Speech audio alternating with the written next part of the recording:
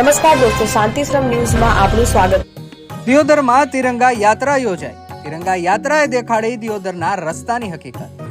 હર ઘર તિરંગા અભિયાન અંતર્ગત દિયોદરમાં વિશાળ તિરંગા યાત્રા યોજાઈ હતી, જે દિયોદર મામલતદાર કચેરીથી શરૂ થઈ હાઈવે રોડ મેઇન બજાર પોલીસ સ્ટેશન મધ્યે સમાપન થયેલ. તિરંગા યાત્રામાં પદાધિકારીઓ, અધિકારીઓ સહિત અગ્રણીઓ, નાગરિકો, યુવાનો, મહિલાઓ, તમામ શાળાના બાળકો, રમતવીરો, અધિકારીઓ, પોલીસ, હોમગાર્ડ, જીઆરડી સહિતના કર્મચારીઓ અને વિવિધ સંગઠનો જોડાયા હતા. દેશભક્તિના નારા સાથે અને હાથમાં તિરંગા સાથે યાત્રાએ ભારે આકર્ષણ જમાવ્યું. ખુલ્લી ગાડીમાં ભારત માતાના સ્વરૂપમાં સજ્જ બાળાઓએ તિરંગો લહેરાવ્યો હતો. આ તિરંગા યાત્રામાં જૂના બસ સ્ટેન્ડ વિસ્તારમાં ભારત વિકાસ પરિષદ દ્વારા સ્વદેશી પીણાનો સૌને આવકારી લાભ આપેલ, તેમજ યાત્રાને લઘુમતી સમુદાય દ્વારા પુષ્પો દ્વારા આવકારવામાં આવેલ.